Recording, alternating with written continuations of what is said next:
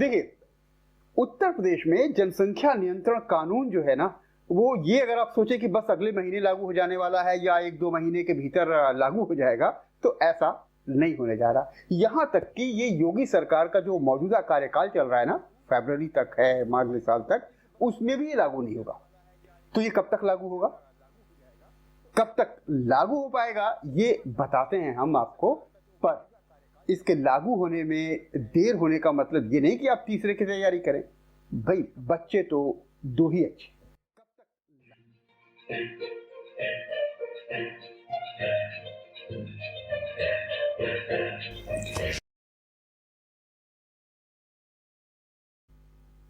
आप देख रहे हैं हिंदुस्तानियम टेल्स एंड टॉक्स।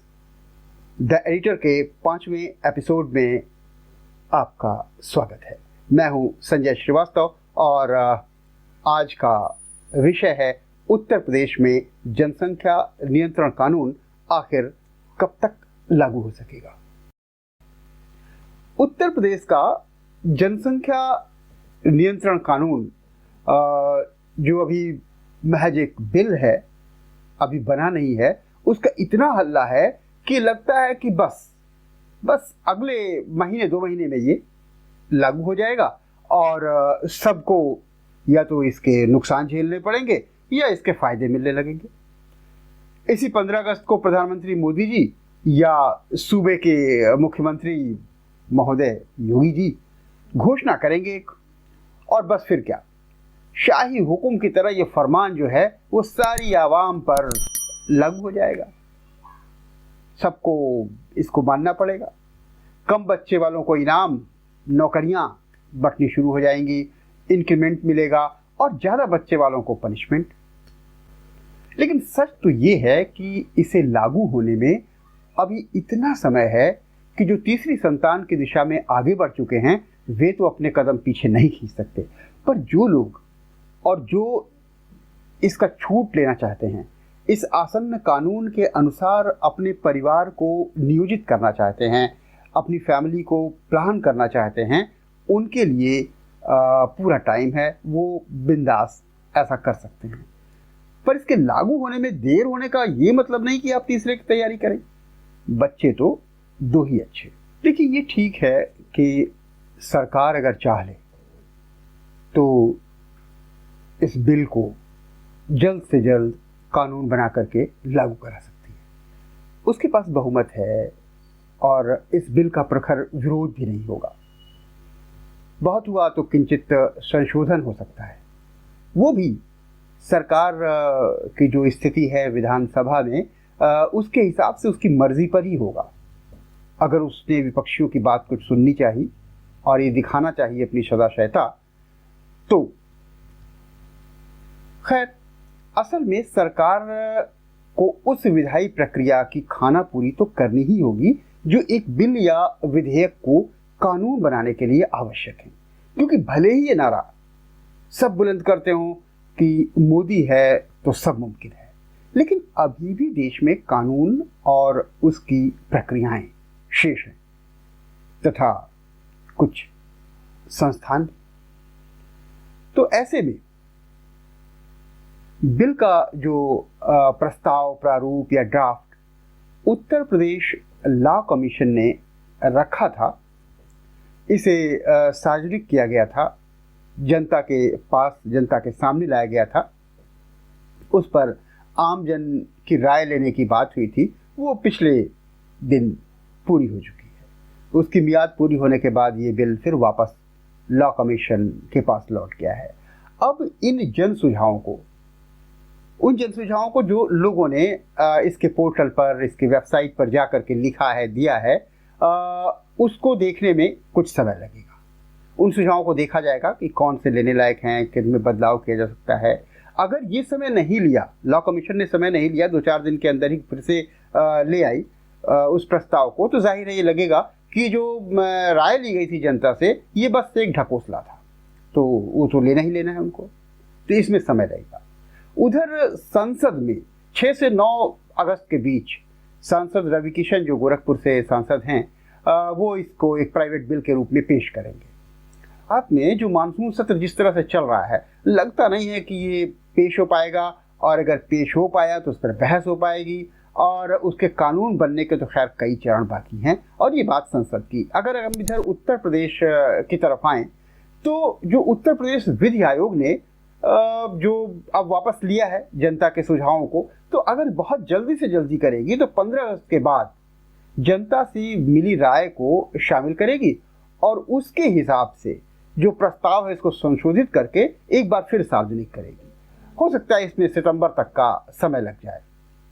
तो लॉ कमीशन का जनसंख्या नियंत्रण का ये जो बिल होगा ना, जो दोबारा जनता के बीच में सार्वजनिक रखा जाएगा कि देखिए हमने आपकी संशोधन को रख लिया है इसमें, तो वो सितंबर तक अगर आएगा तो फिर एक बार कुछ समय उसे देना ही पड़ेगा, पब्लिक डोमेन में इसको रखना पड़ेगा।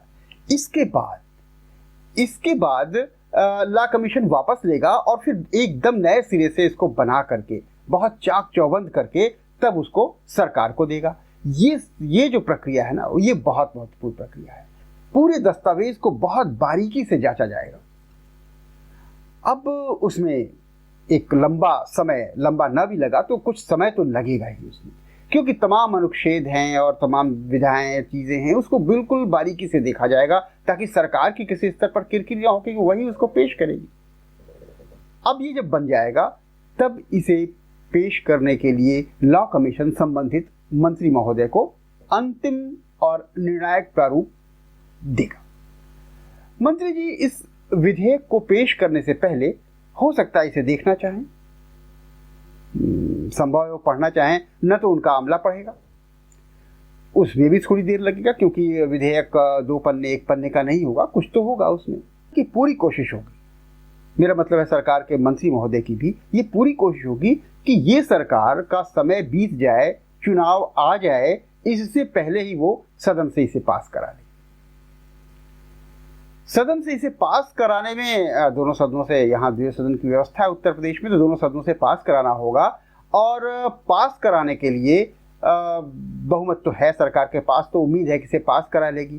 पास कराने के बाद फिर सचिव महोदय कुछ उसमें शाब्दिक संशोधन करेंगे और विधानसभा अध्यक्ष महोदय को उसे दे दिया जाएगा ताकि वो हस्ताक्षर कर सके। विधानसभा अध्यक्ष महोदय इसको देख करके इस पर सिग्नेचर करेंगे, अपने हस्ताक्षर कर देंगे।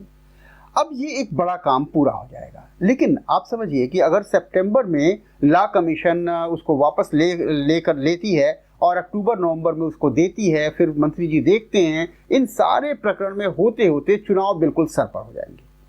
अब समय कम रहेगा। सरकार अगर इसे चुनाव से ऐन पहले, जो अधिसूचना जारी होती है उससे पहले अगर पास करा लेती है तो उसे संघ के आगे सुरखरू होने का अवसर मिल जाएगा और चुनाव में इसे भुनाने का भी।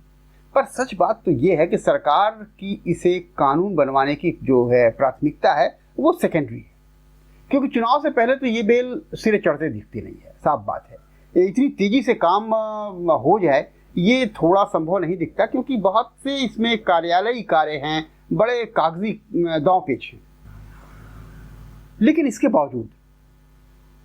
बावजूद सरकार बिल को कानून में बदलने की ओर जो है बढ़ती हुई जरूर दिखेगी।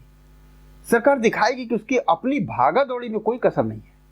भले मामला फैसले तक ना पहुंचे, पर अगर ये बिल पेश हो गया, पास हो गया तो एक बात, और अगर ये बिल पास या पारित नहीं हो पाया तो भाजपा इसका इस्तेमाल एक चुनावी स्टंट के तौर पर अलग तरीके से करेगी। मुद्दा अगर जिंदा रहता है तो उसमें भी जो सत्ताधारी पार्टी है, भाजपा है, उसकी अपनी भलाई है, अपनी एक सियासी फायदा है। बिल पास ना होने का ठीकरा दूसरों के सर फोड़ करके इसके लिए एक और कार्यकाल का मांग करेगी चुनाव में, और आने के बाद फिर इसे भुनाने की कोशिश करेगी। अगर वो सत्ता में वापस आती है तो फिर इसे भुनाने की कोशिश करेगी, और उस समय जो अनुसूचित जाति और जनजाति तथा मुस्लिम वोटों का जो ध्रुवीकरण था उसका चुनाव में लाभ लेगी।